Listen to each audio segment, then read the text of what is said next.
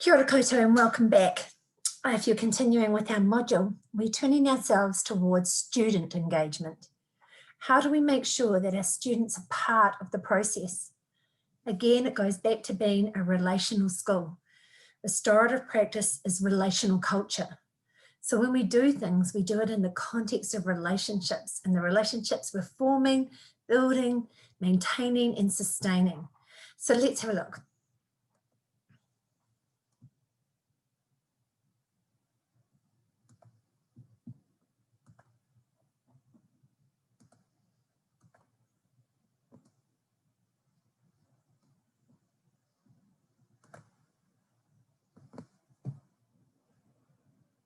Here's our whakatauki that we're building this around. If you pluck out the centre shoot of the flax bush, where will the bellbirds sing? The centre of the flax bush is the shoot that's right in the middle, often with mama and papa, and then the extended whānau around the outside. So if you pull out the centre, then the flax bush dies. So where will the bellbirds sing? So the centre, the heart of our schools, our children, is our tamariki. Without them, we wouldn't have a kura. So they're the most important thing. We have kaya whina, we have kaiako, we have everything else is built around the well-being and the learning of our akonga, our tamariki inside our schools. They are the heart of the school. And behind every child stands their family. No child is alone. Behind them is their family and their tipuna and everything else that they bring with them from that history, from their whakapapa, they bring it into the school. So that also comes with them. So we cannot see the child in isolation from the family, and we cannot see the school as an entity outside of seeing that the heart of it is our children. So how do we make sure that students have full partnership in the implementation of restorative practices in our kura?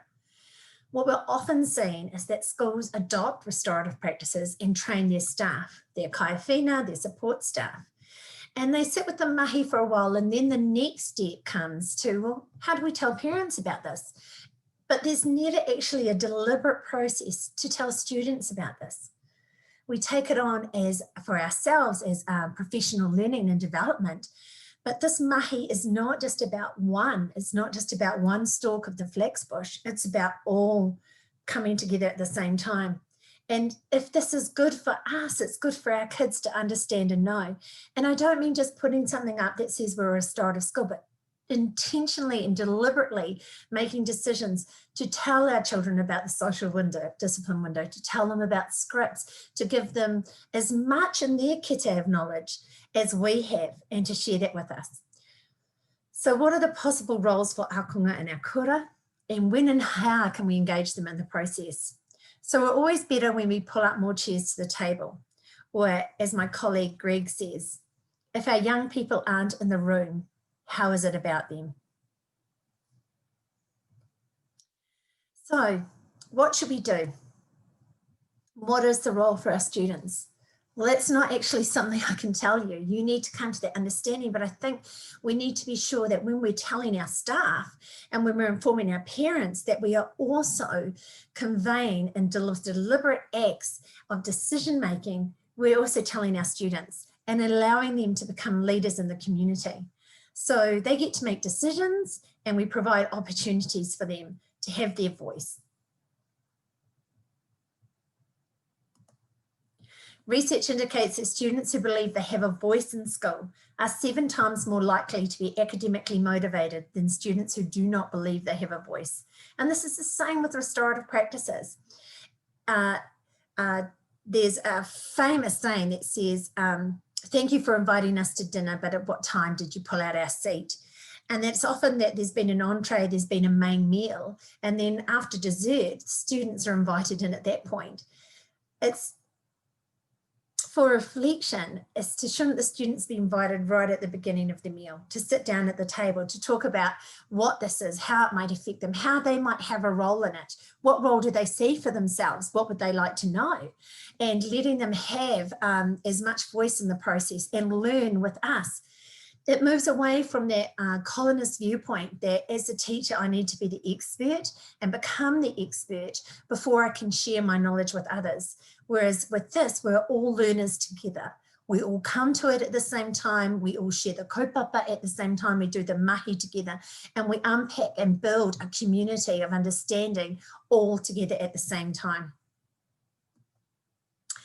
I wanted to share this with you as something that we did down in the Manawatu area. We got together 12 of the schools, high schools, intermediates, primary, full primaries, and regional year 7 to 13 high schools. And we got them to send students who are involved in either peer mediation work, or they were involved in some leadership, or they had an interest in building closer communities. And we got them all together into one space for a morning on student engagement. And this is them sharing. You can see them around the room. We had 116 students.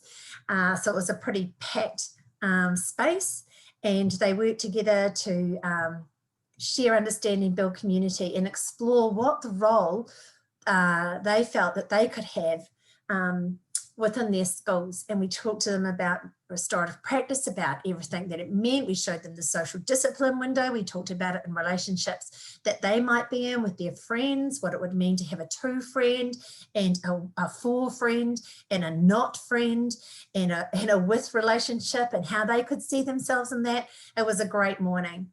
And we gave them a planning tool, which I've also included in the slides, so that afterwards they went away and they looked at their relationships and how they might want to strengthen and grow relationships within their school. And they did a plan, there were staff members present, and they took this back to their kura. Our students are the most untapped resource in our classrooms, in our kura. And if we don't take deliberate steps to draw out each of their voices, we'll never know the genius we're missing.